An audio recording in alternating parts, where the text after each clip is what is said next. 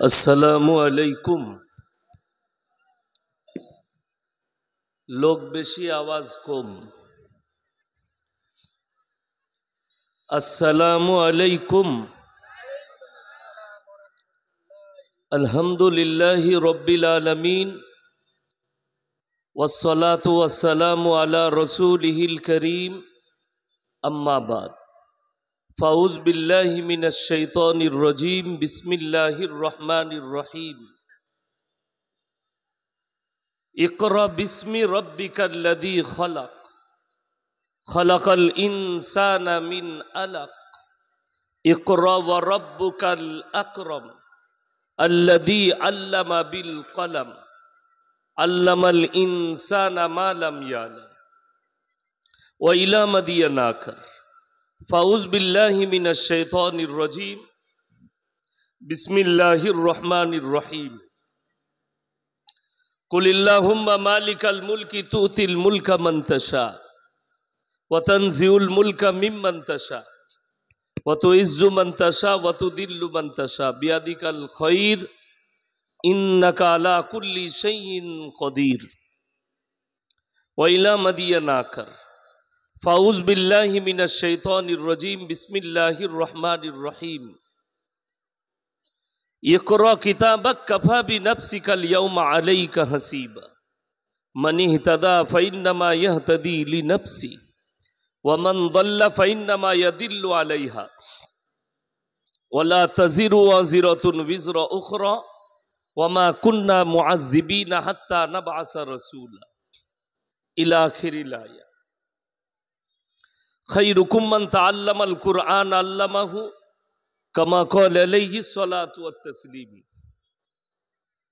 মাননীয় শ্রদ্ধেয় জ্ঞানী গুণী মানী সম্মানী আজকের এই জলসার মাননীয় সভাপতি মহাশয়, শ্রদ্ধের উলামা একরাম, হুফাজ একরাম, স্নেহের তালাবায়ে আজিজ, আর আমার জ্ঞানী গুণী মানী সম্মানী মাননীয় শ্রোতা মণ্ডলী, পর্দার অন্তরালে পর্দা নসিব মায়েরা এবং বোনেরা, আল্লাহর বড় দয়া কৃপা ভালোবাসা আমাদের প্রতি, গোটা বিশ্বের প্রতি। সবাই আল্লাহ শুকর আদায় করে হৃদয় থেকে বলি আলহামদুলিল্লাহ। তারপরে পরে বিশ্ব নবী জানাবে মুহাম্মাদুর রাসূল আল্লাহ, সকলে বলুন সাল্লাল্লাহু আলাইহি ওয়াসাল্লাম। তিনার প্রতি শতকোটি দরুদ বর্ষিত হোক, বলুন আমিন সুম্মা আমিন। সবাই একবার দরুদে ইব্রাহিম পাঠ করি। আল্লাহুম্মা সাল্লি আলা মুহাম্মাদিন ওয়া আলা আলি মুহাম্মাদ কামা সাল্লাইতা আলা ইব্রাহিম ওয়া আলা আলি ইব্রাহিম ইন্নাকা হামিদুম মাজিদ।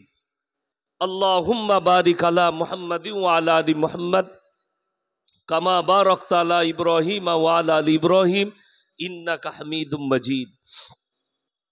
গুটি কয়েক কথা আলোচনা করব। আল্লাহ আমাদের সকলকে আমলের তৌফিক দান করুক, বলুন আল্লাহুম্মা আমিন।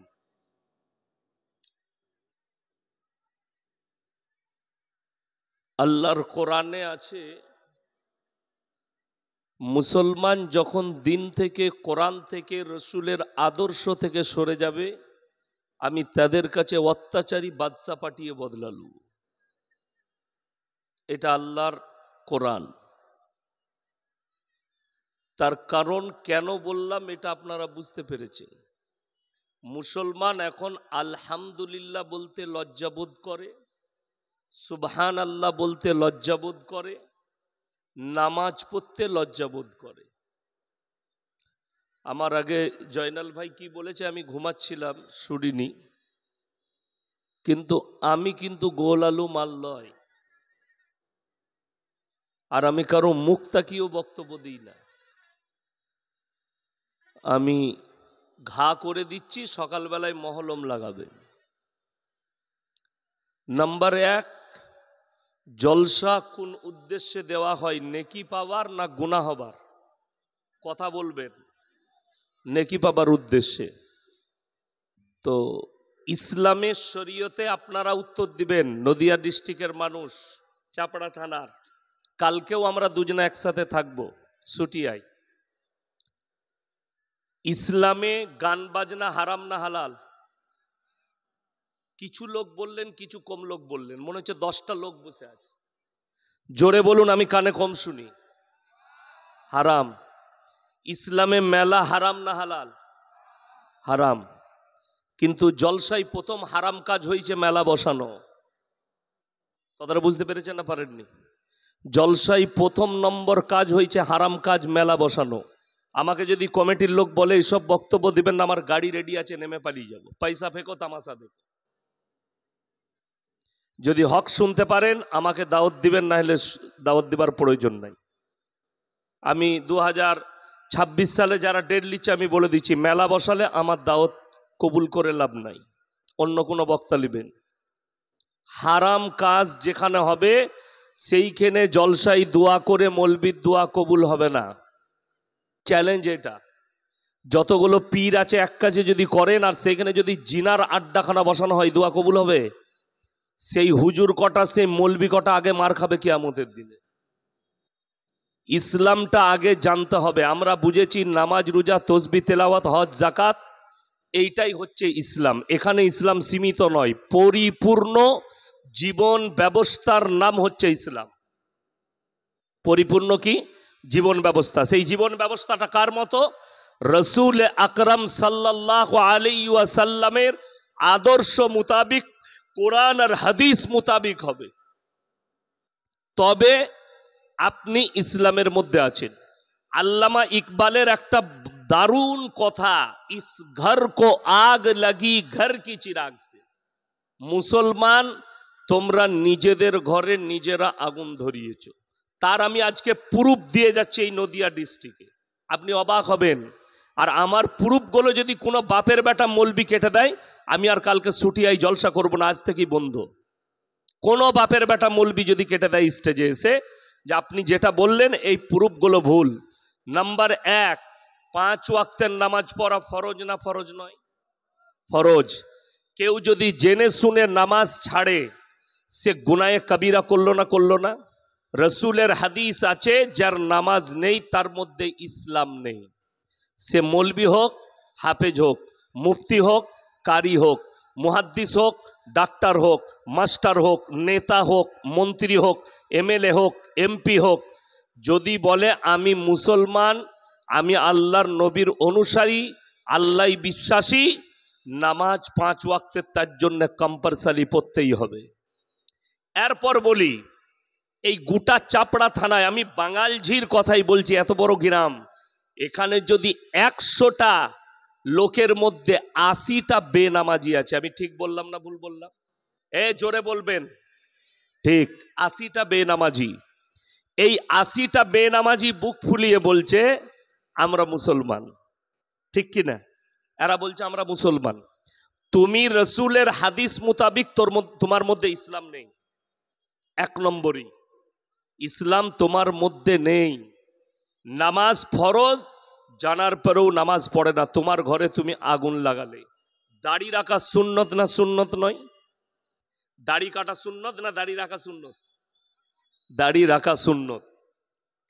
অবাক লাগে, কষ্ট লাগে, গত 5 বছর আগে উত্তরপ্রদেশের সরকার একজন পুলিশ অফিসার, থানার ওসি দাড়ি রেখেছিলেন, মুসলিমদের ছেলে, তাকে সাসপেন্ড করা হয়েছিল দাড়ি চেঁচে, তারপরে তোমাকে চাকরিতে জয়েন করতে হবে। তিনি দাড়ি চেঁচে এসে জয়েন করেছেন। গোটা ভারতের মুসলিম যুবকরা মোবাইলে টুইট করেছে যে ইউপি সরকার, যোগী আদিত্যনাথ সরকার ইসলামের দুশ্মন। আমি 1 মিনিটের লেগে এদের টুইটটা মেনে নিলাম, কথাটা মেনে নিলাম। কিন্তু আমার একটা প্রশ্ন মুসলিম জাতির কাছে, যদি একটা অফিসারের দাড়ি চেঁচে যদি ইসলামের দুশ্মন হয়, 80% মুসলমান সেলুনে বসে নিজের দাড়িগুলো নিজে থেকে চাচ্ছে, এরা কার দুশ্মন আমি তোমাদের কাছে জানতে চাই। কথা বোঝাতে পারলাম না পারলাম না? কথা বোঝাতে পারলাম না পারলাম না? হ্যাঁ। তো এরা যদি ইসলামের দুশ্মন হয়, তাহলে যে দাড়ি ঘরে বসে কাটছে রসুলের দুশ্মন, এর থেকে বড় দুশ্মন আর কেউ হতে পারে? কথা বলে না? এর থেকে বড় দুশ্মন আর কেউ নেই। আল্লামা ইকবালের কথাটা হাড়ে হাড়ে বোঝা যাচ্ছে, ইস ঘর কো আগ লাগি ঘর কি চিরাগ সে। চলুন আপনি জলসায় বসেছেন, আপনি রাস্তায় দাবি করছেন আমি মুসলমান। আপনারা বলুন সুদ খাওয়া হালাল না হারাম? জোরে বলুন। হারাম। সুদ যদি হারাম হয় এটা জানেন, এটা কোনো মৌলবীর ভাষা লয়, কোনো মুহাদ্দিসের কথা লয়, কোনো পীরের কথা লয়, আমার কথা নয়, আল্লাহ তাআলা কোরআনে নিজে বলেছেন ওয়াহাল্লাল্লাহুল বাইয়া ওয়া হাররামার রিবা, তোমাদের জন্য সুদকে হারাম করেছি, ব্যবসাকে হালাল করেছি। এইটা জানার পরে যে মুসলমান সুদ খাবে সে আল্লাহর সঙ্গে যুদ্ধ করলো না? করলো না? সে আর মুসলমান থাকবে? থাকবে না। দুঃখটা বলে দিই, এখন আমি সুদের বয়ান করছি, সকালবেলায় আপনার এলাকার যতগুলো চায়ের দোকান আছে খোঁজ নিবেন, সুদখোর মাল কটা গাল দিতে শুরু করবে, বাজে হুজুর ওকে আবার দাওয়াত দেবে, ওই মাল কটা গাল দিবে। তুমি গালি দিলে কোরআনের আয়াত পরিবর্তন হবে না, তুমি গালি দিলে রসুলের হাদিস পরিবর্তন হবে না। আল্লাহর হাবিব জানাবে মুহাম্মাদুর রাসূলুল্লাহ, সকলে বলুন সাল্লাল্লাহু আলাইহি সাল্লাম, তিনি হাদিস বর্ণনা করলেন, হে আমার সাহাবীরা শোনো, কেউ যদি এক টাকা সুদ খায় নিজের মায়ের সঙ্গে 36 বার জিনা করার সমান পাপ হবে। কোরআনে ডাইরেক্ট আল্লাহ হারাম করলেন, ইনডাইরেক্ট নয়। এইটা জানার পরে যে মুসলমান সুদ খাচ্ছে সে নবীর সঙ্গে যুদ্ধ ঘোষণা করলো, সে আল্লাহর সঙ্গে যুদ্ধ ঘোষণা করলো। তাহলে এই লোকটাকে আপনি মুসলমান কি করে বলছেন? আর এই লোক মরে গেলে এর লেগে আমাদের সমাজে আমরা মিলাদ পড়াই, একে দোয়া করে হুজুর জান্নাতে দিবে। তোমার হুজুরও মার খাবে, তুমিও মার খাবে। এটা লিখে নিয়ে যান। এই লোকের জন্য দোয়া হয়। সারা জীবন সুদের ওপরে জীবন কাটিয়েছে, জেনে শুনে করেছে, জেনে শুনে। এই কথাটা আমি কেন বলছি? এটা যদি আপনাদের ইমাম জুম্মাই বায়ান করে, সুদখোর মাল কটা তার পরের দিন থেকে পেছনে লেগে যাবে, মালটাকে তাড়া, মসজিদে রাখা যাবে না। ঠিক বললাম না ভুল বললাম? সেই ইমামের চাকরি চলে যাবে। ইমাম হক কথা বললে ইমামকে তাড়িয়ে দাও। আজকে বড় কষ্ট কোথায় জানেন? দুঃখটা কোথায়? আমি একজন বক্তা হয়ে বলছি, বক্তা জয়নাল ভাই, আমি যতগুলো এরকম বক্তা আছে ফোন করছে, হুজুর ডেট পাওয়া যাবে না? ডেট নাই, সামনে বছরে ডেট। হুজুর এখন থেকে ডেট লেখেন, কত টাকা লাগবে? 30,000 টাকা। হুজুর 5,000 টাকা অ্যাডভান্স পাঠাচ্ছি। বক্তাকে 30,000 দিয়ে দেয় দুটো বায়ান, 2 ঘন্টা বায়ান শোনার জন্যে।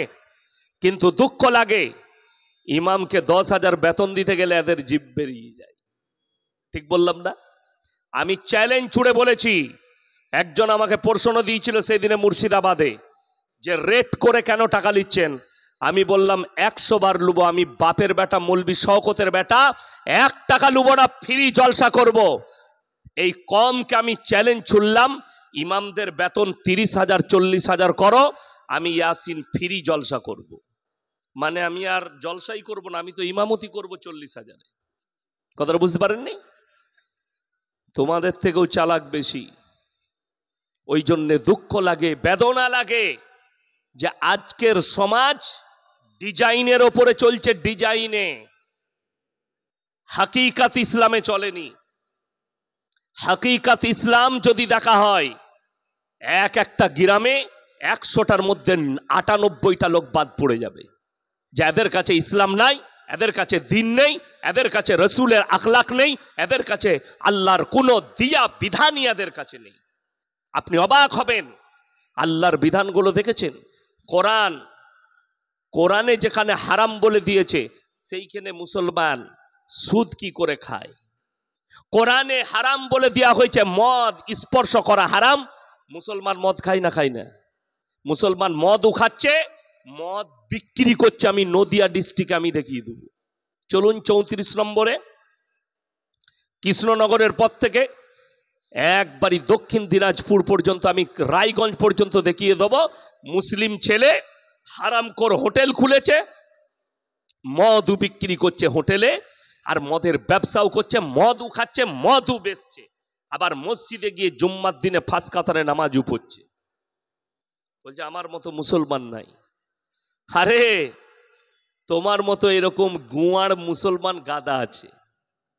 দিন নাই কিছু নাই, লেবেল মার্কা মুসলমান। তুমি হচ্ছে ওই লেভেলের মুসলমান, যে লেভেলের মুসলমান সালমান খান, যে লেভেলের মুসলমান শাহরুখ খান, ওই লেভেলের মাল তুমি। আর যদি হাকিকাত মুসলমান হতে চাও, প্রথম নম্বরই আল্লাহর ওপরে বিশ্বাস সবাইকে আনতে হবে। সবাই আনবো, জোরে বলুন ইনশাআল্লাহ। আজকে ভাবতে পারেন বেঈমান কাফেররা তাদের মেহনতে কামিয়াব হয়েছে, মুসলমান তাদের মেহনতে ফেলুয়ার হয়েছে। অথচ রসুল আকরাম সাল্লাল্লাহু আলাইহি সাল্লাম, তিনার সাহাবীরা, সাহাবীর পরে তাবিনরা, তাবে তাবিনরা, আম্মায়ে মুজতাহিদিনরা, ইমামরা তাদের মেহনতে কামিয়াব ছিল। তাদের পথ থেকে মেহনত চূর্ণ বিচূর্ণ হয়ে গেছে। যদি বলেন কি করে, আপনাকে দেখিয়ে দিচ্ছি। নবাব সিরাজউদ্দৌলাকে মেরেছিল কোনো হিন্দু না মুসলিম? মুসলমান মারা করিয়েছে। হযরতে হোসেনকে যারা কারবালার প্রান্তরে শহীদ করেছিল, কোনো বেঈমান কাফের ছিল না, তারাও ছিল মুসলমান। টিপু সুলতান, তাকে যে ধোঁকা দিয়েছিল তার কমান্ডার, সেও কাছের লোক, একজন মুসলমান। যতগুলো পৃথিবীতে মুসলমান ধোঁকা খেয়েছে মুসলমানের কাছে। আজকে ভারতের মাটিতে যতগুলো দুশ্মন দেখতে পাচ্ছেন, যতগুলো ইসলামের, কোরআনের, রসুলের দুশ্মন, বেশিরভাগ মুসলমান ঘরে জন্ম নিয়েছে, অমুসলিম ঘরে। নাম্বার 1 তসলিমা নাসরিন, এটা কোনো অমুসলিম ঘরের মেয়ে নয়, মুসলিম ঘরের মেয়ে। জাস্টিস ইনায়েতুল্লাহ মুসলমান ঘরের ছেলে। আপনাকে দেখিয়ে দেবো, কলকাতার এখন একটা মাল বেরিয়েছে, তার নাম হচ্ছে নাজিয়া ইলাহি খান। হারামের আওলাদ, প্রতিনিয়ত আল্লাহর রসুলকে গালি দিচ্ছে, কোরআনকে গালি দিচ্ছে। জ্যোতি নরসিংহা বলে একটা উত্তরপ্রদেশের বাবা, প্রতিনিয়ত ইসলামকে গালি দিচ্ছে, बोले इस्लाम मिट जानी चाहिए, इस्लाम मिट जाएगा, इस्लाम को मिटा देना चाहिए। अरे मेरे दोस्त, जरा इतिहास उठाकर देखो, तुम तो बड़ी दूर की बात, तुम्हारे पहले आया था फिरौन, आया था मूसा को मिटाने, खुद मिट गए। नमरूद आया था इब्राहिम को जलाने, खुद खत्म हो गए। और तुम आए हमारे रसूल को मिटाने, तुम आए इस्लाम को मिटाने। যারা স্বপ্ন দেখছে কোরআনকে মিটিয়ে দেব, বড় কষ্ট লাগে, দুঃখ লাগছে। আজকে বহু মসজিদের নিচে মন্দির খুঁজে পাওয়া যাচ্ছে। আর আমি চ্যালেঞ্জ ছুড়ে বললাম, একদিনকার জন্য যদি আমাকে প্রধানমন্ত্রী করেন, ভারতের যতগুলো মুখ্যমন্ত্রী আছে সবারই ঘরের তলায় একটা করে আমি মসজিদ বার করে দেব। চ্যালেঞ্জ এটা। আমাকে 24 ঘন্টার জন্য ভারতের প্রধানমন্ত্রী করুক, আমি 24 ঘন্টার ভেতরে ভারতের যতগুলো রাজ্যের মুখ্যমন্ত্রী আছে প্রত্যেক জনার বাড়ির তলায় একটা করে মসজিদ বার করে দেবো, সার্ভে করে। কেন? লোক আমার, প্রশাসন আমার, গায়ের জোর আমার, আমি যা বলবো তাই, আমি যা বলবো তাই। মুসলমান খামুশ बैठा रहो। কেন? বেঈমান কাফেররা মেহনতে কামিয়াবি লাভ করেছে। আজকে পৃথিবীতে 250 কোটি মুসলমান, 47টা মুসলিম রাষ্ট্র আছে, সবারই কাছে সামরিক বাহিনী আছে। পৃথিবীর 10টা এমন মুসলিম রাষ্ট্র আছে যারা সরাসরি আমেরিকার সঙ্গে যুদ্ধ করার ক্ষমতা রাখে। অথচ ফিলিস্তিন আর গাজার নিরীহ মানুষ দাঁড়িয়ে এই মাত্র 60 লাখ ইহুদির কাছে মার খাচ্ছে। তার কারণ কে? তার কারণ মুসলমান, তার দায়ী মুসলমান, তার জন্য দায়ী পৃথিবীর মুসলমান। অনেকের মনে মনে হবে মুসলমানরা কেন দায়ী হবে? 100 বার আমি প্রুফ দিচ্ছি। কিয়ামত আপনারা মনে করছেন দূরে, একদম নয়, ভুল হচ্ছে।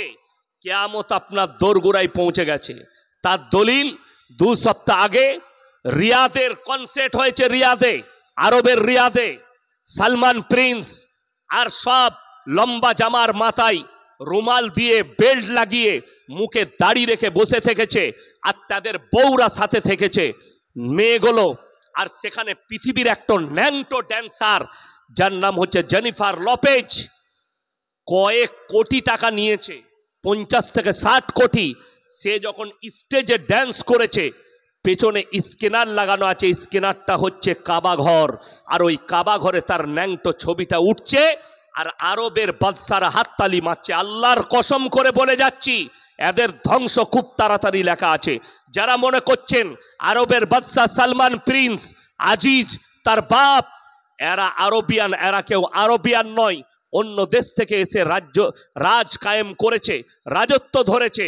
অরিজিনাল যারা আরবিয়ান হবে, যারা মক্কা মদিনার বাসিন্দা হবে, রাসূলের হাদিস আছে, এরা কিয়ামত পর্যন্ত পদভ্রষ্ট হবে না। এই সালমান প্রিন্স একজন পদভ্রষ্ট। এটা যদি কোনো মৌলবি বলে যে না সে ইমানদার, জেনে রেখে দিবেন ওই মৌলবির কলার ধরে কিয়ামতের দিন আল্লাহ জাহান্নামে নিক্ষেপ করবে। যদি হক না বলতে পারে, আজকে আমাদের সমাজ কিয়ামতের আলামত শুনবেন। চাপড়া বাজারে যদি একটা 10 টাকা চুরি করে গরিবের ছেলে যে ভিক্ষা করে খায়, সে কোন ধর্মের জানি না, 10 টাকা চুরি করেছে, তাকে গাছে বেঁধে পিটায়, এই ছেলেটা চোর, চুরি করেছে। আর যারা কওমের লাখ লাখ হাজার হাজার টাকা চুরি করছে, তাকে স্টেজে ডেকে গলায় মালা পরিয়ে বলছেন এটা সমাজসেবী। এটা কিয়ামতের আলামত, লিখে নিয়ে যান। কিয়ামতের আলামতের মধ্যে বড় আলামত এটা। চোররা স্টেজ পাবে আর নিরীহরা মার খাবে। যারা হক পথে থাকবে তাদের কলার ধরা হবে, যারা মিথ্যার পথে থাকবে তাদেরকে সম্মান করে বরণ করা হবে। আজকে কষ্ট ওইটাই। কেন? মুসলমান কোরআন থেকে সরে গেছে, কোরআনের আদর্শ থেকে সরে গেছে, রাসূলের আখলাক থেকে সরে গেছে। আজকে বিজয় কেন আসছে না? ইয়ামান একা শেষ করে দিত ইহুদিদিকে, কিন্তু না, পারবে না। তার কারণ কি? একটাই কারণ, ইতিহাস খুলে দেখুন। নবী সাহাবীরা, আল্লাহর রাসূলের সাহাবীরা 313 জন সাহাবী একদিকে, আর একদিকে 1000-এর বেশি বেঈমান কাফের। যুদ্ধ হয়েছে। আল্লাহর কসম, আল্লাহর প্রতি বিশ্বাস, কালমার উপরে টিকে থাকা, ইমানের উপরে টিকে থাকার কারণে আল্লাহ তাদেরকে জয় লাভ করিয়েছেন। জোরে বলুন সুবহানাল্লাহ। আর আজকে দাঁড়িয়ে মার খাচ্ছে। 42,000 খালি শিশু মারা গেছে 1 বৎসরে, নিরীহ শিশু বাচ্চা। ইসরায়েল এত হামলা হেনেছে, বোম ফেলিয়েছে, নীরব হয়ে বসে আছে গোটা পৃথিবী। রাষ্ট্রসংঘে হারামের আওলাদরা বসে আছে, পৃথিবীর সবাই তাকিয়ে দেখছে। আজকে দেখুন, আপনি বলছেন আন্দোলন করব, আরে নূপুর শর্মার থেকেও বড় হারামের আওলাদ হচ্ছে নাজিয়া ইলাই খান, যে প্রতিনিয়ত গালি দিচ্ছে। আমি আজকে এমন একটা কথা উত্তর দিয়ে যাব, যতগুলো শিক্ষিত হারামখোর আছে যারা রাসূলের বিরুদ্ধে কথা বলে, যারা কোরআনের বিরুদ্ধে বলে, তাদের মুখগুলোয় ট্যাপ লাগিয়ে দিয়ে যাচ্ছে আজকে আমি এই চাপড়া থানায়। যারা রাসূলের ওপরে আঙ্গুল তুলেছে, আল্লাহ নবী সাল্লাল্লাহু আলাইহি সাল্লাম 6 বছর বয়সে মা আয়েশা সিদ্দিকা রাদিয়াল্লাহু তাআলা আনহাকে বিবাহ করলেন। 9 বছর বয়সে সংসার শুরু করেছেন। অনেক শিক্ষিত লোক বলছে, কার কথায় সুর মিলিয়ে? এই নূপুর শর্মার মতো হারামের আওলাদ তার কথায় সুর মিলিয়ে বলছে আল্লাহ নবী কেন করলেন? নবীজি করেছেন 1450 বছর আগে। এই বদনামটা করছেন, এই কথাটা কেউ বলে না। নবীজি 25 বছরের সুন্দর একটা যুবক, আর তিনি বিবাহ করলেন একজন 40 বছরের বুড়ি বিধবা হযরতে খাদিজাতুল কুবরা রাদিয়াল্লাহু তাআলা আনহাকে। এই প্রশংসা কারো মুখে নেই। খোঁজলেন, এই ভারতের মাটিতে এমন একটা প্রথা ছিল, অমুসলিম ভাইদের সতীদাহ প্রথা। মানুষ মারা গেলে, স্বামী মারা গেলে সেই চিতার ওপরে জ্যান্ত অবস্থায় স্ত্রীকে জ্বালানো হতো। বন্ধ করেছে রাজা রামমোহন রায়। বায়োডেটা অফ মুহাম্মদ সাল্লাল্লাহু আলাইহি সাল্লাম, রাসূল সাল্লাল্লাহু আলাইহি সাল্লাম 11টা বিবাহ করেছেন, 10টা বিধবাকে করেছেন। জোরে বলুন সুবহানাল্লাহ। নবীজি আদর্শ দিলেন, বিধবাটা ডাস্টবিনে ফেলার জন্য নয়, বিধবাটা রাস্তায় ঘুরে বেড়াবার জন্য নয়, বিধবাটা জিনা করার জন্য নয়। তোমাদের যদি ইচ্ছা জাগে, পছন্দ হয়, বিবাহ করে স্ত্রী রূপে গ্রহণ করো। আল্লাহ এর মধ্যেও খায়ের আর বরকত রেখেছে। জোরে বলুন সুবহানাল্লাহ।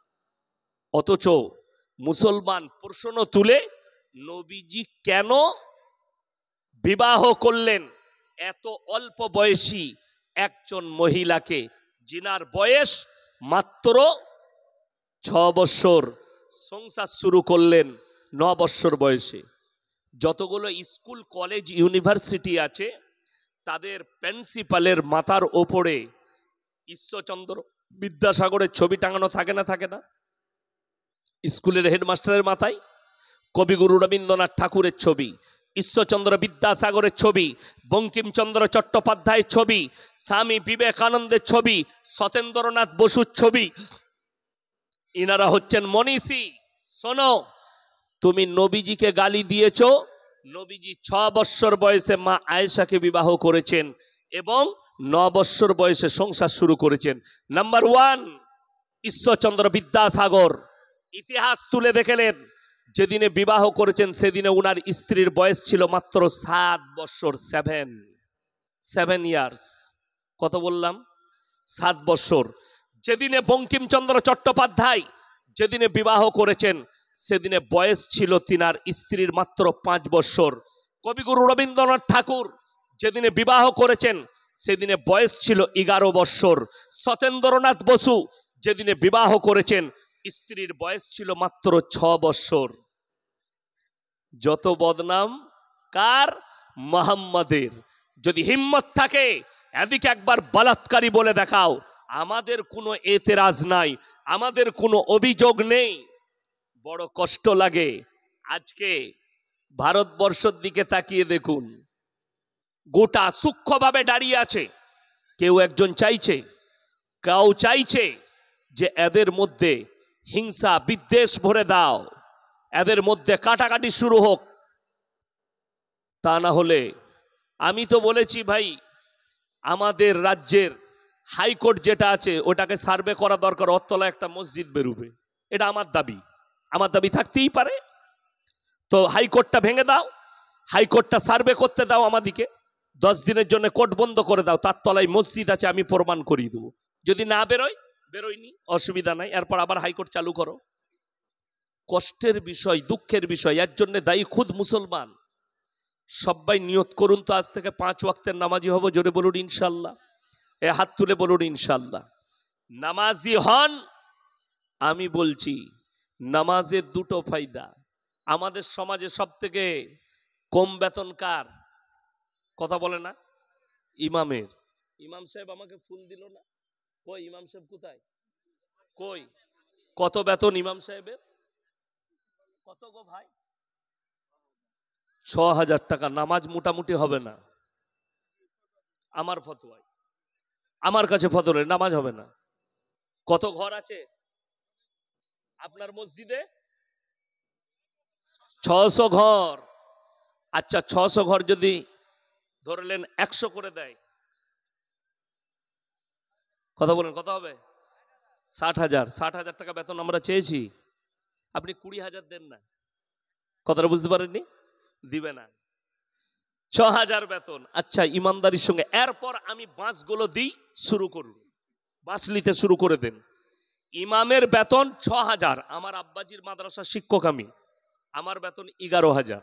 আপনার বেতন কত? 8,000। আপনার 14,000। ও আমার থেকে ওপরে মাদ্রাসার, আমিও মাদ্রাসার শিক্ষক, আমার 11,000। চলুন আপনাকে বলি, এই যে ইমাম আপনার গ্রামে আছে 6,000 বেতন পাই, ইনাদের বৌদিকে দেখেছেন রাস্তায় কোমরে কাপড় গুঁজে বন্ধন লোন গ্রুপ লোন করে বেড়াচ্ছে? কথা বলে না? নাই।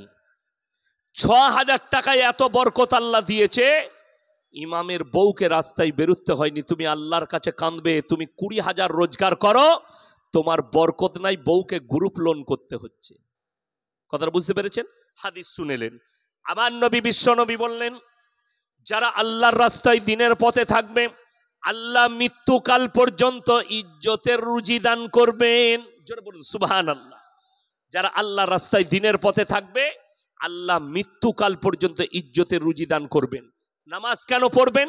5 ওয়াক্তের আল্লাহ ওয়াদা করলেন, আমার রাসূল সাল্লাল্লাহু আলাইহি সাল্লাম হাদিস বর্ণনা করলেন, যারা 5 ওয়াক্তের নামাজি হবে মৃত্যুকাল পর্যন্ত তাদের রুজিতে কোনোদিন কমি আসবে না। জোরে একবার বলুন সুবহানাল্লাহ।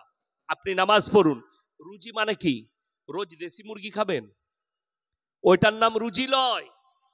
যদি মনে করেন যখন নামাজ পড়লে রুজি পাওয়া যাবে, তাহলে মনে হয় রোজ আমি খাসির মাংস খাবো আর দেশি মুরগি খাবো, আর বুকা, মারা যাবি। রোজ খেলে। আমাদের ইমামদের এমনি সুগার হয়ে যাচ্ছে কিসে? খাবারে। রোজ ভালো মন্দ খাবার, তাই না? এখন আমাদিকে কি খাওয়াইছে আমি এখন বলবো না, লাস্টে বলবো। কমিটির লোকরা আমাদিকে কি খাওয়াইছে এখন বলবো না, লাস্টে বলবো। যাই হোক, ভালোই খাওয়াইছে। আল্লাহর কাছে চাই না আল্লাহ দস্তরখানে পৌঁছে দেয়। আপনি নামাজি হন, ডাল আলু আসুক, খাবারটা যেন হালাল হয়। আমাদের মুসলমানরা হারাম হালাল কি বুঝেছেন জানেন? দ্বীনি শিক্ষা অর্জন করা নারী পুরুষের জন্য ফরজ না ফরজ লয়? ফরজ। কতটা ফরজ? মৌলবি হতে হবে না, মুহাদ্দিস হতে হবে না, মুকাররির হতে হবে না, মুফাসসির হতে হবে না, বক্তা হতে হবে না।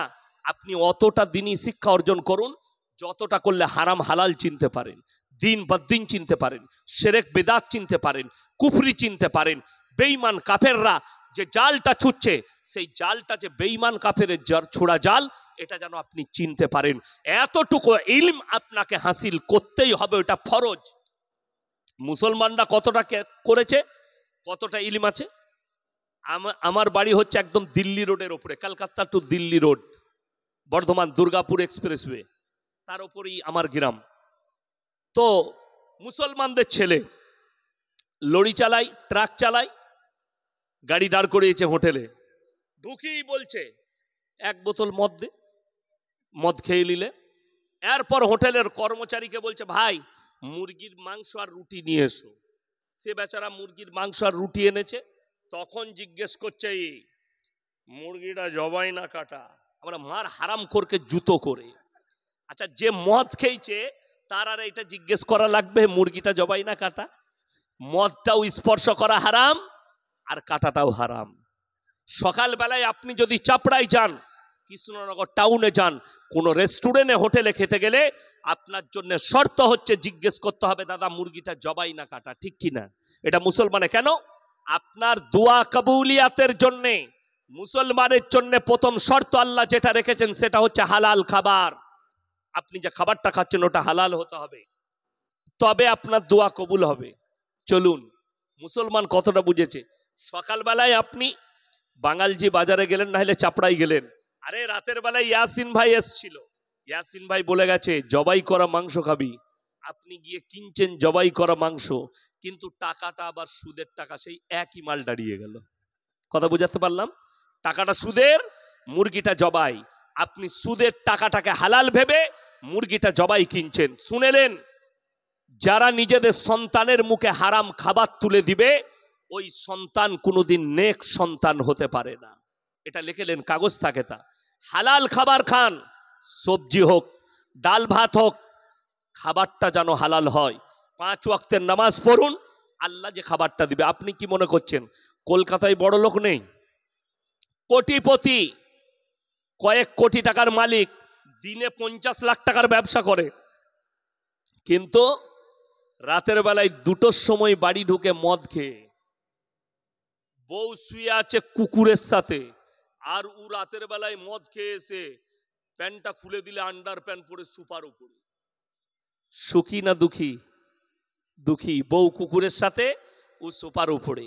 আর আপনি এশার নামাজ পড়ে বিবির সাথে দস্তরখানে ডাল আর আলু সানা দিয়ে ভাত খেয়ে বিবির গলায় ফজর পর্যন্ত হাত রেখে ঘুমাতে পেরেছেন, সিজদায় পড়ে কাঁদুন, আল্লাহ তুমি আমাকে সুখী করেছো, আল্লাহ শুকর আদায় করুন।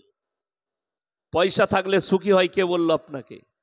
পয়সা থাকলে খেতে পাই কে বলল আপনাকে?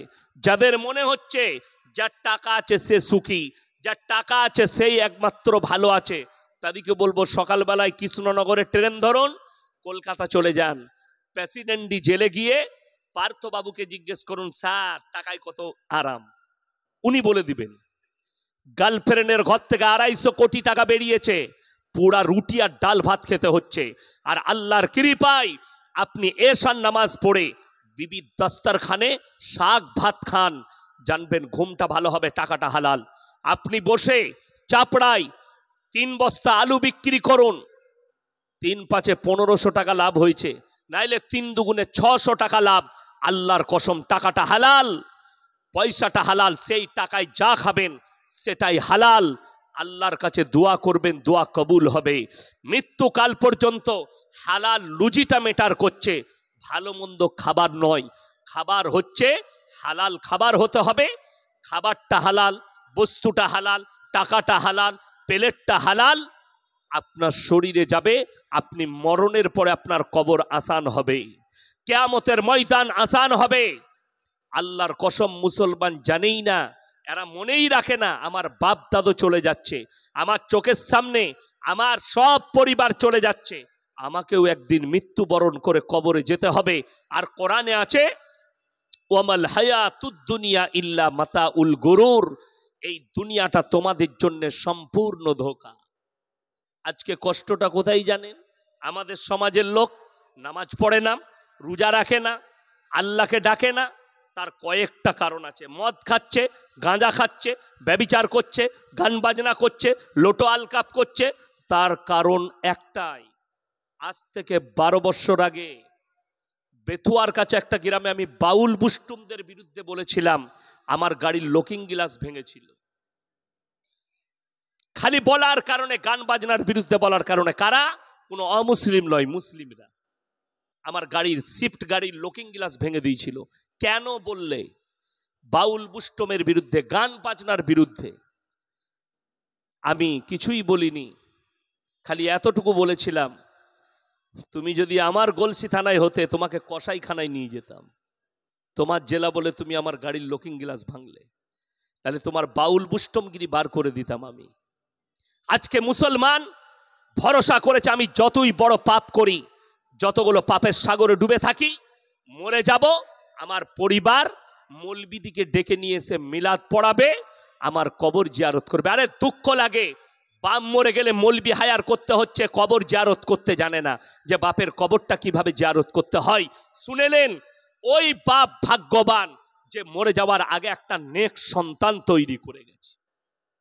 এই আলেমদের বাপরা ভাগ্যবান। আপনার ছেলে যদি নামাজি হয়, তাহাজ্জুদ গুজার হয়, ইসলামের চর্চা থাকে, সেই বাপ হচ্ছে ভাগ্যবান। সেই ছেলের কাছে টাকা না থাক, সেই ছেলে মাঠে খাটুক, কিন্তু বাপ মরে গেলে জানাজার নামাজটা পড়াতে পারবে, কবরটা জিয়ারত করতে পারবে। আমাদের দেশে তো 4 বোতল মদ খেয়ে মরে গেছে, বলে অসুবিধা নাই, হুজুরকে দাওয়াত দিবি, মিলাদ পড়িয়ে জান্নাত রেডি।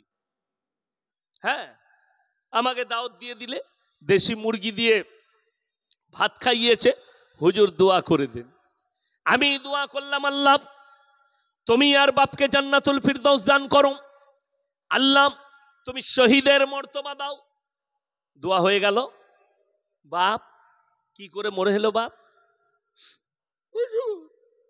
চাপড়ায় মদ খেয়ে অ্যাক্সিডেন্ট করে। তোবা তোবা, কাকে জান্নাতে দিলাম বে আমি? এ হুজুরও ভাববে 3 বোতল মদ খেয়ে মরে গেছে, বলছে জান্নাত রেডি। আমি পারবো না, আমাদের মতো মৌলবীরা লয়। যদি জান্নাত পেতে যাও, জিলাপি হুজুরকে ডাকবে, তারা জান্নাতে দিয়ে দিবে। অনেক জিলাপি হুজুর আছে, জিলাপি দিবেন, খাবে, দেশি মুরগি খাবে, মদ খা, গাঁজা খা, জিনা কর, জান্নাতে ভরে দিবে। এই হুজুর কটা আগে মার খাবে কিয়ামতের দিনে। কোরআন শুনেলেন, আমার মতো 100টা মৌলবি ধরা পড়বে কিয়ামতের দিনে। সমাজকে ধোঁকা, প্রতারণা, প্রবঞ্চনা করেছ, হক মানুষের কাছে লুকিয়েছ নিজেদের খালি পেট চালাবার জন্য। আজকে কষ্ট লাগে। আপনি ভেবে দেখুন, নবীজির থেকে দামি লোক পৃথিবীতে কেউ আছে? কেউ আসবে? যদি না আসে, চলুন আপনাকে দেখিয়ে দিই। আপনারা বলুন, এই চ্যাপ্টারটা রাখলাম একবার, লটারির টিকিট হারাম না হালাল? কথা বলে না? হারাম। লটারির টিকিট হারাম কেন? আচ্ছা, মুসলমান লটারি বেচে না বেচে না? লটারি কাটে না কাটে না? তার থেকে বড় হারাম করার কেউ আছে? তো লটারিওয়ালাকে যদি কেউ হারাম কর বলে, গায়ে লাগার কোনো কথা নাই তো, সে তো হারাম করি। কথাটা বুঝতে পেরেছেন না পারেননি? লটারি কাটনেওয়ালা হারাম কর, লটারি বেচনেওয়ালা হারাম কর, তার ইনকামটাই তো হারাম লটারি বেচার। চলুন, লটারি কেন হারাম?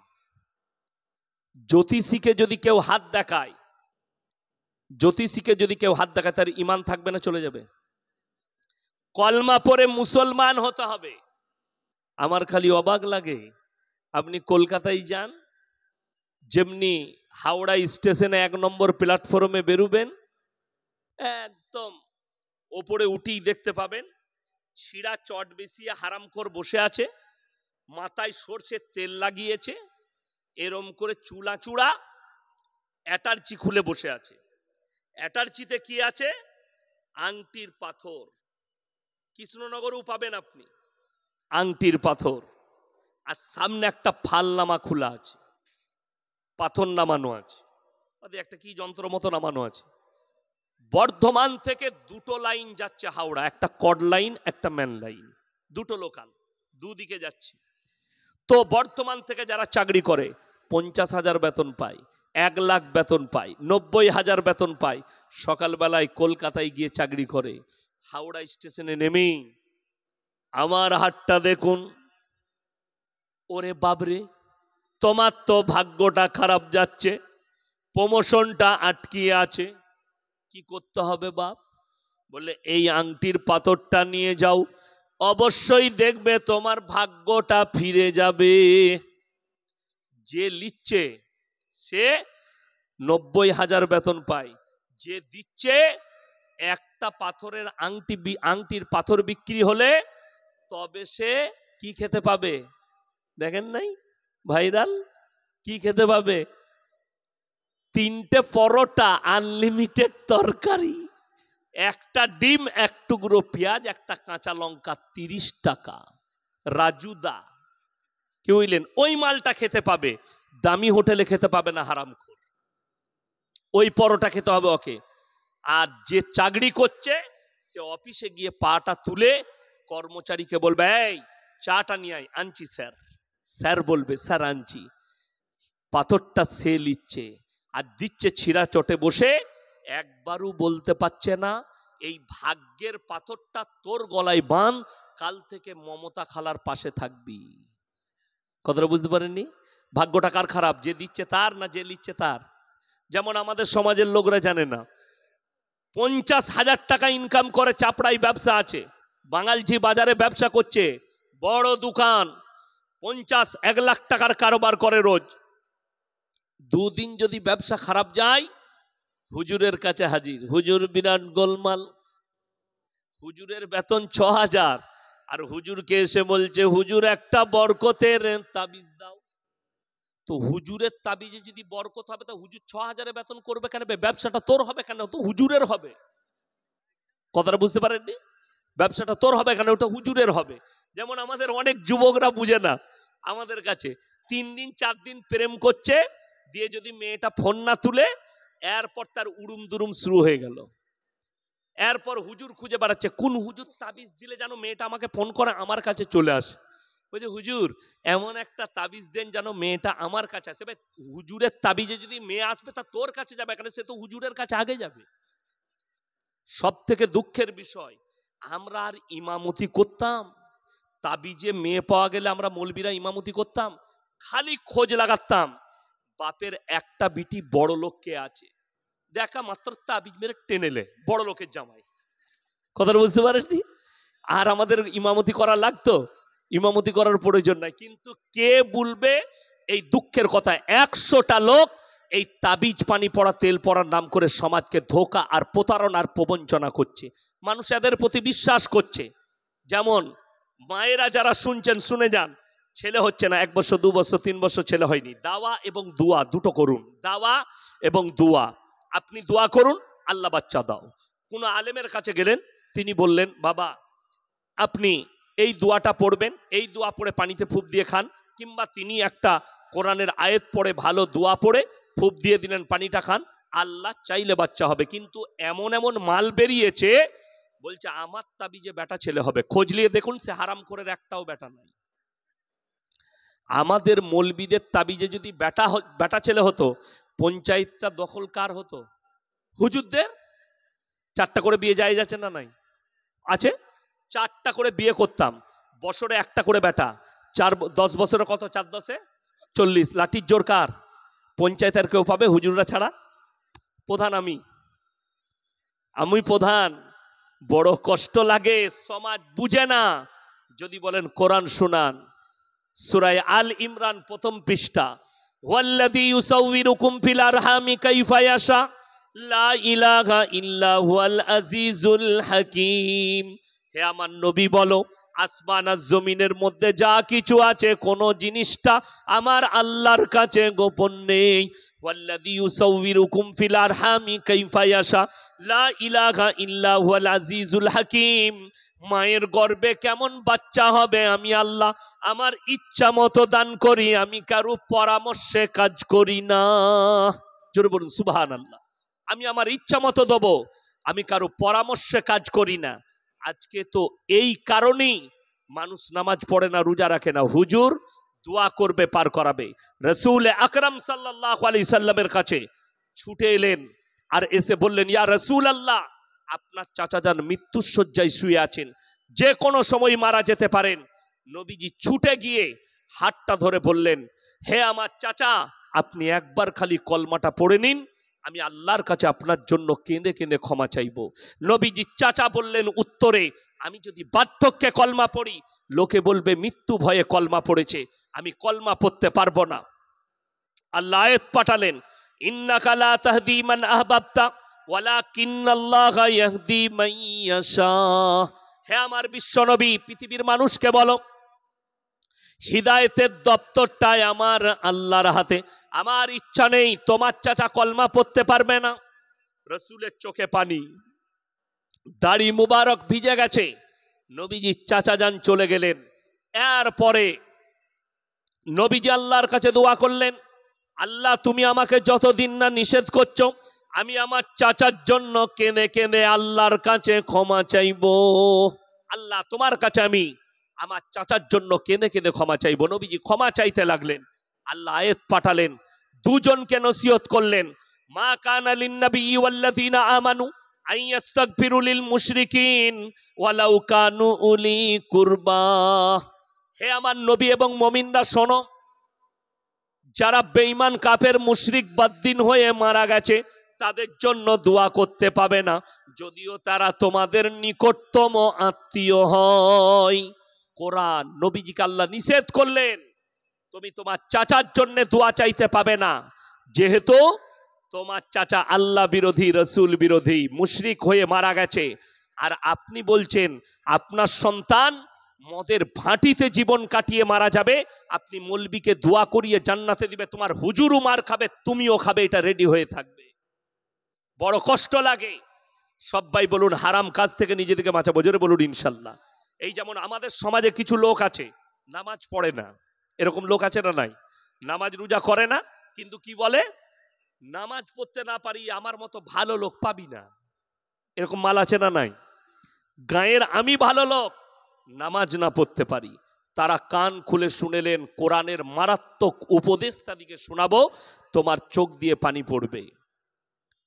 এক নম্বর, জানেন যারা ভাবছেন আমি নামাজ পড়ি না, রোজা রাখি না, কিন্তু আমি ভালো কাজ করি, আমি জান্নাতে যাব। কোরআনটা খুলেলেন, কিয়ামতের দিনে জান্নাতীরা যখন জান্নাতে প্রবেশ করবে, তারা আর জাহান্নামীরা জাহান্নামে যাবে, জান্নাতীরা প্রশ্ন ছুড়ে দিবে জাহান্নামী দিকে দাঁড় করিয়ে, কি বলবে, ফি জান্নাতি ইয়াতাসাআলুনা আনিল মুজরিমিনা মা সালাকাকুম ফি সাকার। তোমরা কেন জাহান্নামে যাচ্ছ? তোমরা বলতে আমরা ভালো লোক, আমরা ঈমানদার, আমরা নামাজ না পড়তে পারি। তারা সেদিনে উত্তর দিবে, এক নম্বর, ক্বালু লাম নাকু মিনাল মুসাল্লিন, আমরা নামাজি মুসল্লিদের মধ্যে ছিলাম না। এক নম্বর উত্তর আসবে তাদের, আমরা নামাজি ছিলাম না, আল্লাহ তাই আমাদেরকে জাহান্নামে পাঠিয়েছে। প্রত্যেকটা ভাইকে অনুরোধ করব, কম্পালসারি নামাজ সবাই পড়বেন, জোরে বলুন ইনশাআল্লাহ। আজকে বেঈমান কাফেররা ঠান্ডা মাথায় আপনাকে দিয়ে পাপ করাচ্ছে, আপনি অনুভবই করতে পারবেন না। এই মাসটার নাম কি? কথা বলে না? ডিসেম্বর মাস। আজকে 2 তারিখ না 3 তারিখ? 3 তারিখ। আগামী 25শে ডিসেম্বর আপনাদের পরব তো নাকি ওটা? কথা বলেন। খ্রিস্টানদের, কাদের? ক্রিসমাস পালন করবে। খ্রিস্টানরা আহলে কিতাব ছিল, কিন্তু আর নেই। কখন আহলে কিতাব থেকে বাতিল হয়েছে? যখন তারা বলেছে ঈসা আল্লাহর বেটা, জোরে বলুন নাউজুবিল্লাহ। আজকে হাজার হাজার শিক্ষিত মুসলিম যুবক যুবতী তারা গিয়ে গির্জায় লাইন দেয় 25শে ডিসেম্বর কলকাতায়, আর বর্ধমান টাউনে। কৃষ্ণনগরের খবর আমি জানি না কেন, সেখানে আশীর্বাদ নিবার জন্যে। মাথায় রাখবেন, 1 জানুয়ারি আমাদের না খ্রিস্টানদের? ইহুদিদের। আচ্ছা, মুসলমানরা 1 জানুয়ারি পালন করে না করে না? করে। আপনাদের এখানে মনে হয় মেলা ফেলা হয় না? এত বড় মুসলিম গ্রাম, ভালো গ্রাম, যখন মেলা হয় এইবারে হয়ে গেল মাশাআল্লাহ। গানও হয়েছে মেলাতে, গান হয় নাই না? গান হয়েছে, দেখেছিলেন? আরে আমরা তো ছিলাম নাকি, আমরাই জলসা, আমরাই গান বাজনা, মানে গুনা যা হয়েছে হয়েছে, মোটামুটি একটা জলসা করে দিলাম যে দুমুখ সমান হয়ে যাবে। তোমার হুজুরও মার খাবে, ও জয়নাল ভাইও রেহাই পাবে না, ইয়াসিনও রেহাই পাবে না, তোমরা তো খাবেই খাবে। কি বলছেন, বুঝতে পারেননি? হারাম। আমি নিষেধ করে যাচ্ছি আগামী বছর থেকে, যারা মেলা দেয়, একটা মেলা করা মানে জিনা আড্ডাখানা খুলে দেওয়ার সমান। যদি বলেন মেলা কেন হারাম, নাম্বার 1, সেখানে জিনাটা কি হয়? আমাদের দেশের লোক মনে করে জিনা মানে হচ্ছে শুধুমাত্র শারীরিক মিলনটা, না। জিনা মানে চোখের জিনা, হাতের জিনা, কানের জিনা, আপনার পায়ের জিনা, নফসের জিনা, মুখের জিনা এবং শারীরিক জিনা। বড় কষ্ট লাগে। বেঈমান কাফেররা মেহনতে কতটা কামিয়াবি হয়েছে জানেন? আমার ভাই, বড় দুঃখ লাগে, বেদনা লাগে যে আপনি জানেন, সকলে আপনারা জানেন কি, যে বুখারী শরীফের হাদিসে আছে পুরুষদের জন্য টাকনুর ওপরে কাপড় পরতে হবে। কি, কোথায় বললাম? টাকনুর ওপরে। টাকনুর নিচে যারা কাপড় পরবে ওই অঙ্গগুলো জাহান্নামের আগুনে জ্বালানো হবে। বেঈমান কাফেররা প্যান্ট তৈরি করলো টাকনুর নিচে। যতগুলো যুবক প্যান্ট পরে আছেন লক্ষ্য করুন, সবারই টাকনুর নিচে। আমাদের মুসলিমদের যুবকরা যখন নামাজ পড়তে যায় তখন প্যান্টটাকে গুটিয়ে তারপরে নামাজ পড়ে। ঠিক বললাম না ভুল বললাম? তারপরে আবার বাজারে গেলে খুলে দেয়। 1 নম্বর, টাকনুর নিচে কাপড় পরা এই জন্যে হারাম, নবীজি বলেছেন তাদের মনেতে অহংকার আসে, তাকাব্বুর, ওই জন্য পড়া যাবে না। 2 নম্বর, রাস্তায় যে নাজাসাত থাকবে, কুকুরের গু, কুকুরের পিশাব, শুয়োরের গু, শুয়োরের পিশাব, এইগুলোকে আপনার প্যান ঝিটিয়ে নিয়ে যাবে, আর আপনি গিয়ে ওইটাতেই নামাজ পড়বেন শুকিয়ে যাওয়ার পরে। মহিলাদের জন্য টাকনুর নিচে কাপড় পরতে হবে, কিন্তু বেঈমান কাফেররা এখন সালোয়ার বার করছে, সব মেয়েরা এইখানে কাপড় পরছে। ঠিক বললাম না ভুল বললাম? কচি কচি মা বোন এইখানে কাপড় পরছে। পায়ে আবার অনেকজন কালো সুতো বেঁধেছে। এটা কি বলে? লজল লাগবে না, গলায় দড়ি বাঁধ আর মরবি না। দুঃখ লাগে। ছেলেরা কি সুতো বাঁধছে? হ্যাঁ, ওর মধ্যে ও হিজড়ে মাল। যে ছেলেরা পায়ে সুতো বাঁধবে হিজড়ে। বুখারী শরীফের হাদিসে আছে, কোন পুরুষ সে যদি মহিলার রূপ ধারণ করে, কানে বালি পড়ে, হাতে বালা পড়ে, মেয়েদের মতো চুল রাখতে চায়, কিয়ামতের দিনে তাকে বলা হবে নারীর রূপ ধারণ করে দেখাও। সে বলবে অক্ষম।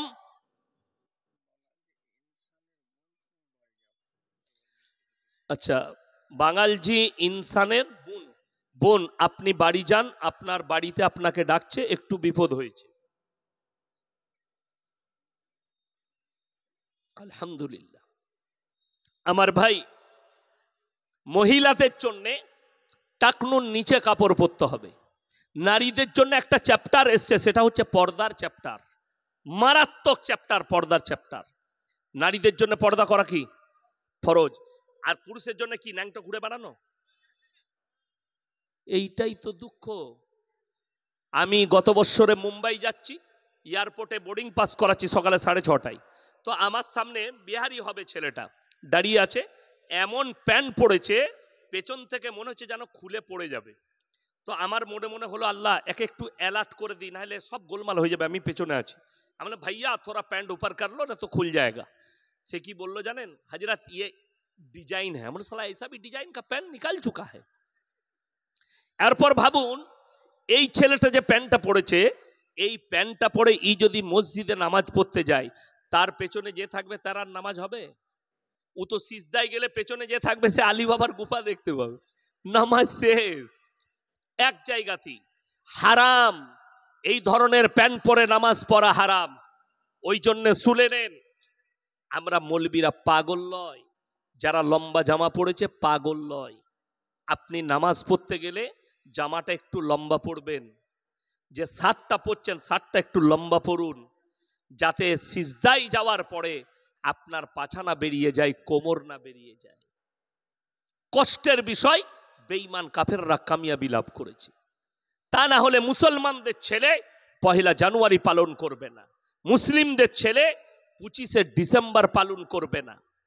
যদি বলেন কেন হারাম, কোরআন খুলুন, সূরা ফাতিহা একবারই শেষ আয়াত, গায়রিল মাগজুবি আলাইহিম ওয়ালাদ দাল্লিন, মাগজুম মানে ইহুদি, আর দাল্লিন মানে নাসারা।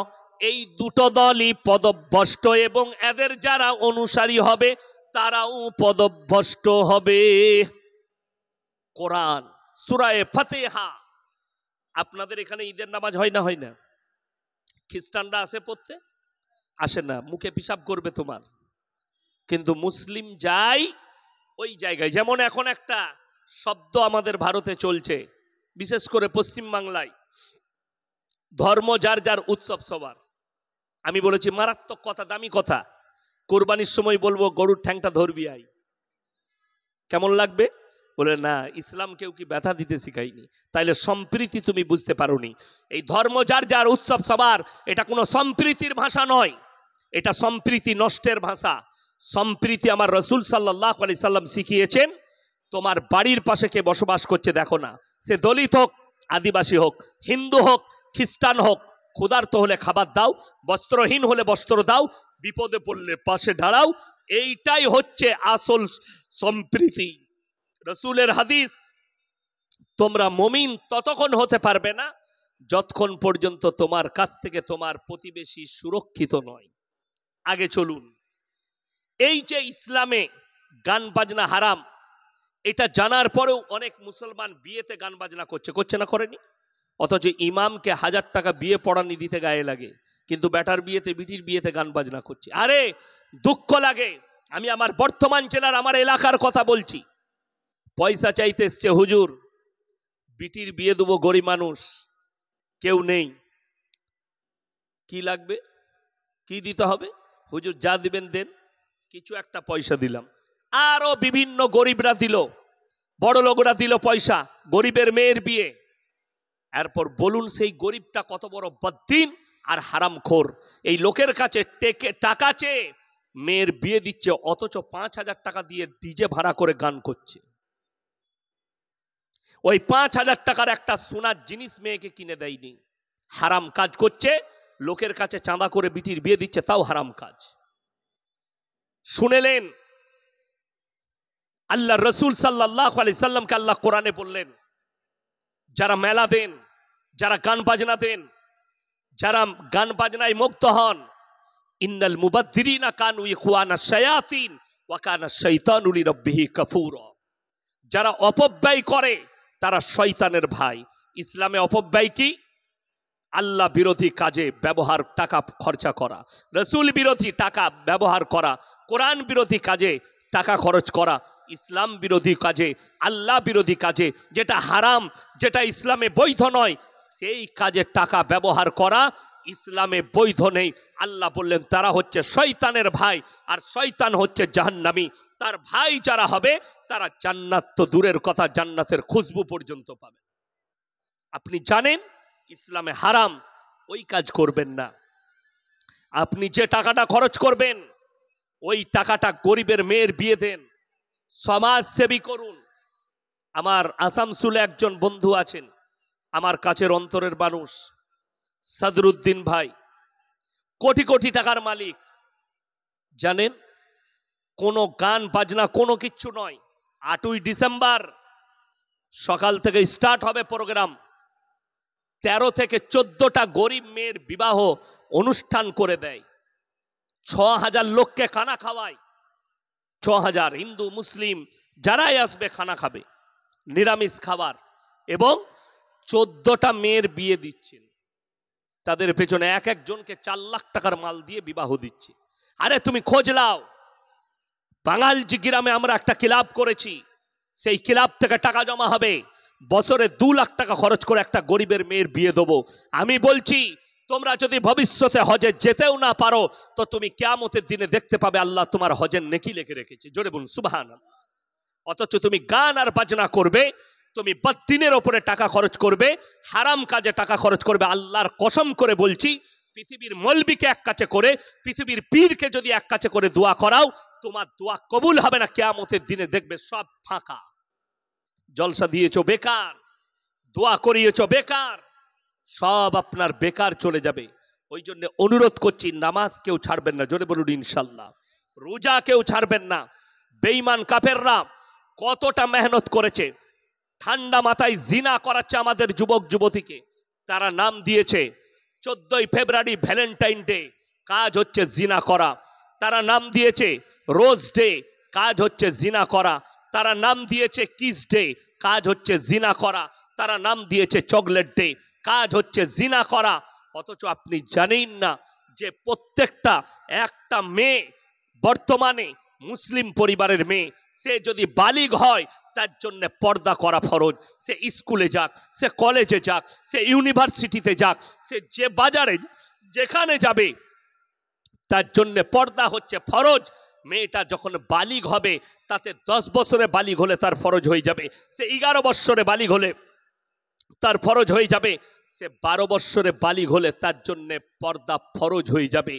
আমার দুঃখ, আমাদের মৌলবীদের দুঃখ বেদনা এইটাই, বেঈমানরা কামিয়াবি লাভ করলো, আপনি কামিয়াবি হতে পারেন না। আজকে আমাদের ঘরের মহিলাদিকে, মা বোনদিকে আমরা আমাদের পরিবারে নামাজ আনতে পারিনি। আমাদের পরিবারে মানুষ মারা গেলে 4 দিনে বা 40-এ করা যাবে? একটু বলবেন গরু জবাই করে। আরে আমাদের দেশে তো বাম মরে গেলে মোটরসাইকেল নিয়ে দাউদ দিতে বেরোয়। 40 দিনই মিলাদ করতে হবে। মিলাদ শব্দর অর্থটাই অনেকে বুঝে না। মিলাদ শব্দর অর্থ হচ্ছে নবীজি সাল্লাল্লাহু আলাইহি সাল্লামের জন্ম বৃত্তান্ত বর্ণনা করা। আর আমরা যে মিলাদ করছি এটা কাঁচা বেদাত। কি বেদাত বললাম? কাঁচা বেদাত। যদি কোনো মৌলবী প্রমাণ করাতে পারে হাদিস কোরআন থেকে যে 40 দিনে মিলাদ, আল্লাহ নবী চলে যাওয়ার পরে সাহাবীদের থেকে নবীজিকে কেউ বেশি মহব্বত করতে পারে? ইমানদারির সঙ্গে বলুন না। সাহাবীদের থেকে যদি কেউ বেশি মহব্বত না করতে পারে, নবীজি চলে গেলেন, 4 জন খলিফা, হযরত আবু বকর সিদ্দিক রাদিয়াল্লাহু তাআলা আনহু, হযরত উমর ফারুক রাদিয়াল্লাহু তাআলা আনহু, হযরত উসমান গনি, হযরত আলী, ইনারা কি নিজের জীবন দশায় নবীজির জন্য কেউ মিলাদ করেছে? বড় কষ্ট লাগে। গরু জবাই করেছে, বুনাইকে দাওয়াত দিচ্ছে, বোনকে দাওয়াত দিচ্ছে, শালাকে দাওয়াত দিচ্ছে, শ্বশুরকে, নানি শাশুড়িকে, ফুফ শাশুড়িকে, এমন ভাবে বাইক নিয়ে দাওয়াত দিতে বেরোচ্ছে মনে হচ্ছে আর বাপের বিয়ে, এমন ভাবে দাওয়াত দিচ্ছে। অথচ পাড়ার গরিবের দাওয়াত নাই। ঠিক বললাম না ভুল বললাম? তুমি যদি বাপের জন্য কিছু খাওয়াতে চাও, নগদ কিছু পেতে চাও, কোনো মাদ্রাসা মসজিদে দান করো, কারেন্টের মতো নেকিটা তোমার বাপের কবরে পৌঁছে যাবে। জোরে বলুন সুবহানাল্লাহ। 20,000 টাকার গরু কিনবে, 20,000 টাকাটা 10,000 মাদ্রাসা তালবিলিমকে আর 10,000 টাকা মসজিদে দেন, কিয়ামতের সকাল পর্যন্ত তোমার আব্বা নেকি পাবে। আর আমাকে দাওয়াত করে বিরিয়ানি খাওয়াবেন, আমি প্যান্ডেল থেকে বেরিয়ে বলবো গোশটা রান্না হয়নি। ঠিক বললাম না ভুল বললাম? ছেঁচড়া গোশ ছিল, বাবুর্চি ভালো নয়। এই সব আলোচনা সমালোচনা হয়, ঠিক কিনা কথা বলে? যেমন আমাদের সমাজের লোক এত ভালো, নামাজে সুন্নত পড়বে না, কিন্তু বিয়ে দিলে বলছে বিয়ে দিয়ে অলিমা খাওয়ানো সুন্নত, অলিমা খাওয়াবি না।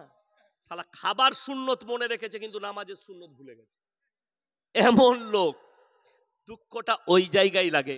শুনেলেন বাপ মরে গেছে, বাপের কবর জিয়ারত করুন, দোয়া করুন। আপনার আব্বা মারা গেছে, আমাকে বললেন হুজুর আমার আব্বার জন্য দোয়া করবেন। আমি বললাম আল্লাহ তোমার আব্বাকে জান্নাতবাসী করুক। কিংবা কোনো জলসায় দোয়া করে দেবো। আমার এক ভাই দোয়ার জন্য বলেছিল আল্লাহ তুমি তার মনের নেক তামান্নাকে পূরণ করে দাও। এইভাবে দোয়া হয়, অসুবিধা নেই। কিন্তু বড় কষ্ট লাগে কোথায় জানেন? মানুষ আজকে নিজে থেকে নিজের মতো করে দিনকে তৈরি করে। আসল কথা হচ্ছে আজকে আমাদের সমাজটা চলছে এই মৌলবীদের ফতোয়ায় লয়, হাদিসে লয়, কোরআন হাদিসে লয়, হাদিসুন নিসাই, মেয়েদের হাদিসে। কিয়ামতের আলামতের মধ্যে মারাত্মক আলামত হচ্ছে পুরুষরা বিবির গোলামি করবে। আমাদেরকে আপনারা দুটো কাজে রেখেছেন, কটা বললাম? দুটো, হলে আর মোলে। হুজুর হয়েছে, কানে আজান দিতে হবে, মরেছে জানাজার, বাকি বলে বাকি সব দাদি আর ফুপুরা বুঝবে, তাই না? ওদের হাদিস চলবে। হ্যাঁ, মুর্শিদাবাদের একটা ছেলে গত বছর আমাকে ফোন করে বলছে, হুজুর আমাবস্যার রাতে কি বিয়ে করা যাবে? মানে মোটি করবি না, কালো ছেলে হবে। কি বলবো তাকে? কোরআনে হাদিসে কোথাও নাই। কে বলেছে? তার দাদি না হলে তার ফুপু। বলছে আমাবস্যার রাতে বিয়ে করি না, কালো ছেলে। আমি বলি, বুকা, আমাবস্যার রাতেই ভালো, অন্ধকার থাকবে, তোর বন্ধুরা জ্বলাতে পারবে না। কে বলবে? এই রেজিনগরে মুর্শিদাবাদে আমাকে প্রশ্ন দিল 2 বছর আগে, যে বিয়েতে যদি দেখাশোনা হয় সেইখানে কি জেলেবি দেওয়া যাবে না? আমি বললাম কেন? বললে একজন ফতোয়া দিয়েছে, মেয়েরা বলছে দেওয়া যাবে না, প্যাঁচ লেগে যাবে। আমরা আল্লাহ, যদি জেলেবি দিলে দেখাশোনায় প্যাঁচ লাগে বিয়েতে, যে জেলেবি তৈরি করছে তার বেটা বিটিরা জীবনে বিয়ে হবে? সে তো প্যাঁচ মেরেই যাচ্ছে। একদম শিরকি ভাষা, কুফরি ভাষা। আল্লাহ ভালো মন্দের মালিক, সকলে বলুন কে? আল্লাহ। আল্লাহর উপরে ভরসা রাখবেন, আল্লাহই সব করবেন। বিবাহ ভাঙা গড়া কার হাতে? আল্লাহর হাতে। অনেক মুসলমান মনে করে শনিবার বিয়ে দিতে নাই, শনি লেগে যাবে। নাউজবিল্লাহ, ভুল কথা। মুহররম মাসে বিয়ে দিতে নাই, ভুল কথা। আপনি আল্লাহর কাছে সব দিনটাই সমান। আপনার ছেলে সৌদিতে থাকে, বাইরে থাকে,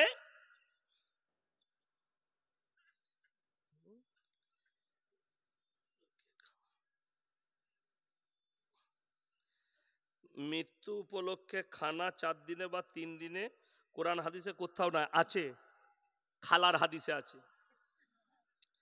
প্রত্যেককে ফরজ নামাজের পরে সম্মিলিত মুনাজাত ও কোরআন সেই হাদিসে আছে কিনা সকলে জানাবেন। মক্কা মদিনার কোনো স্থানেই সম্মিলিত মুনাজাত হয় না। মক্কা মদিনায় ন্যাংটো হয়ে ড্যান্স হচ্ছে, তুমিও করো। ইসলামে পীর ধরা কি ফরজ? অনেক মানুষ বলেন পীর নাই, তার পীর শয়তান। কথাটা কি বলা যাবে? দেখুন, পীর ধরা ফরজ যদি কেউ বলে, সে ভুল বলবে, সে গুমরা। পীর শব্দের অর্থ হচ্ছে বয়োজ্যেষ্ঠ, একটা জ্ঞানী মানুষ, বয়োজ্যেষ্ঠ মানুষ। আমাদের পীর, সব থেকে বড় পীর হচ্ছে বাপ আর মা, ঠিক কিনা কথা বলেন? তার থেকে বড় পীর কেউ হবে? বাপকে ভাত দেয় না, কিন্তু বলছে আমি খাজা বাবার মাজারে 10 জনকে খাইয়ে এলাম, সে ঝাঁটা আর জুতো খাবে। যেমন আপনাকে বলে দিই, বীরভূম থেকে আমাকে একজন ফোন করে বলছে, তুমি গাছে কি ধরে চাপো? আমি ডাল ধরে চাপি। তো বলছে গাছে যেমন ডাল ধরে চাপো, তাহলে পীর না ধরলে আল্লাহকে কিভাবে পাবে? আমি তাকে বললাম, যদি ডাব গাছে চাপি তা কি ধরবো বল? কথাটা বুঝতে পেরেছেন না পারেন? তো সে আমাকে দ্বিতীয়বার বলছে, আপনার মাদ্রাসা 2 তালা না 3 তালা? মানে 2 তালা প্রত্যেকটা বিল্ডিং, তো আপনি 2 তালায় কিভাবে চাপেন? আমরা সিঁড়ি দিয়ে চাপি। তো বললে, তুমি যখন সিঁড়ি দিয়ে ছাদে চাপতে হয়, তো আল্লাহকে পেতে গেলে পীর ধরতে হয়। আমি বললাম, যে বাড়িতে লিফট আছে তারা কিসে চাপবে? কথাটা বুঝতে পেরেছেন না পারেননি? এটা আমি তাকে দুনিয়াবি উত্তর দিলাম। আর যারা বলছেন পীর না ধরলে আল্লাহকে পাওয়া যায় না, এটা গুমরাহির কথা, এটা ভুল কথা। কেন? কোরআনে আছে সূরায়ে লুকমান, সূরায়ে সিজদা। কোন সূরা বললাম? সূরায়ে সিজদা, 21 পারা। তাতাজাফা জুনুবুহুম আনিল মাদাজি ইয়াদউনা রাব্বাহুম খাউফা ওয়া তামাআ ওয়া মিম্মা রাযাকনাহুম ইউনফিকুন। যখন পৃথিবীর সবাই নিদ্রায় চলে যাবে, যারা আমার প্রিয় হবে, আমার সাথে সম্পর্ক করতে চাই, তারা নামাজের পাটিতে এসে তাহাজ্জুদের নামাজ পড়বে, আমার কাছে কান্নাকাটি করবে, ডাইরেক্ট আমার সঙ্গে যোগাযোগ হবে। জাহাঙ্গীর আলম বলেন, এই জাহাঙ্গীর আলমটা কি আপনাদের গ্রামের কেউ? জাহাঙ্গীর আলম বলেন, ডাক্তার জাকির নায়েক কি জানে? তার মতে জাকির নায়েক কি কোনো মাদ্রাসায় পড়েছে? উনি কি মনে তার এই কথায় উত্তরে আপনার মত দেবেন।